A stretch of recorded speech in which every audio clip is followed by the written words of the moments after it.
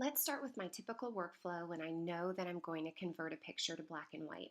I shoot in RAW, I import to Lightroom, and the very first step I take is to adjust the white balance. Now, if I have a neutral gray in an image, and this is the straight out of camera, I will use the dropper tool to adjust the white balance.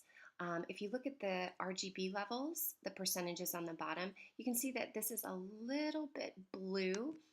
So I know that my resulting white balance will end up being a little bit yellow. Some very smart people have told me that your eyes have a very bad memory, but they are very good at comparison. So when you look at this, it does look a little bit yellow. So I am going to bring this down, but we always want to compare. So to compare my changes, I'm going to go ahead and click this button here, or you can use the shortcut Y on your keyboard. And you can see that the white balance is improved, but it's just, again, a little bit on the yellow side. So I'm going to take that down just a little bit. And you can even zoom in to see the skin, and it looks a little bit healthier here than it does here. It was really hot outside, so she's looking a little bit magenta. I'm going to hit Z to zoom out, and then I can go ahead and click this button here or click Y on my keyboard to go back to my regular view. The reason I'm going to adjust the white balance before converting to black and white is it's going to help if I need to use my black and white mix sliders. Having accurate white balance is just going to help me when I'm adjusting these values. If your white balance is off, it might affect the way you see the picture and the way these sliders affect the colors in your image. There are a few ways to convert an image to black and white, but the best way to do that is to simply use your treatment here.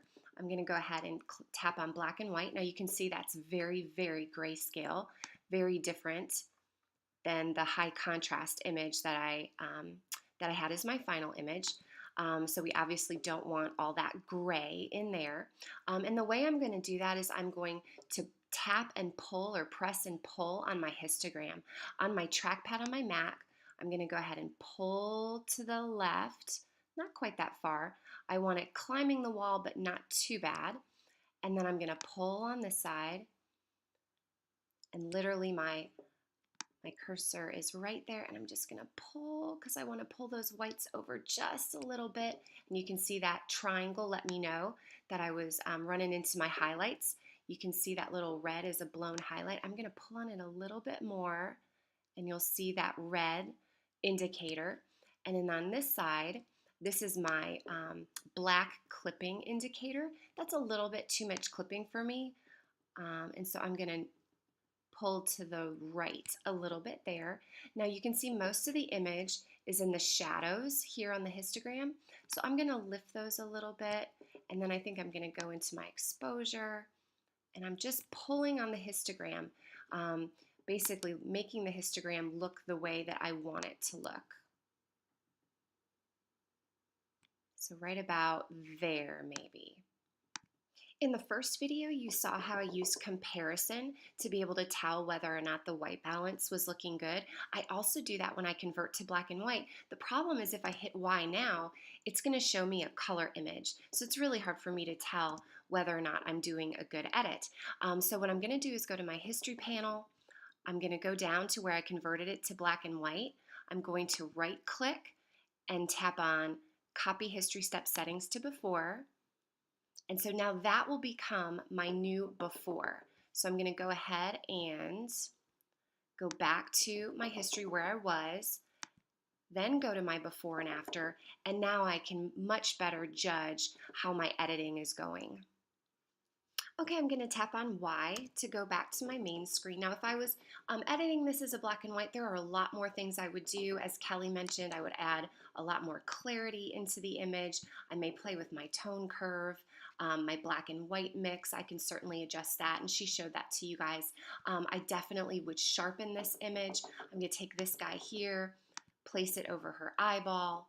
I'm going to leave the amount at 25. I don't go too crazy, but I do hold down my Alt Option key, and then I move my mask all the way over to 100, and then I back it down until just what I want sharpened is sharpened. So I think I'm going to leave it at 85. Sometimes I leave it at 100 actually. This was shot at ISO 100, so I'm not that concerned with luminance, but I might just give that a little tap. I do not need to do any lens corrections for this. There are no lines in the image, and I'm not going to add any vignetting, but I am going to play with the dehaze slider.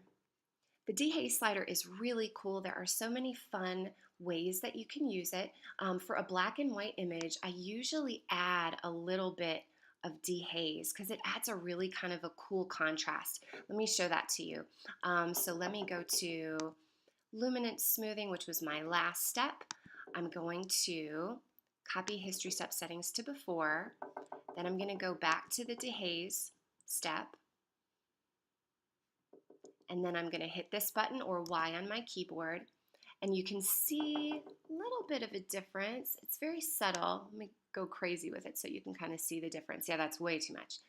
So let me go ahead and zoom in on her face. Let's go maybe here. Okay, so now you can see the difference that the dehaze slider makes. It darkens it a little bit and it adds a little bit of contrast. So I might leave it there. I'm going to hit Y. The other thing you can do with the dehaze slider is you can add haze in the form of a graduated filter, or you can brush it on, and you can add almost like a fog effect.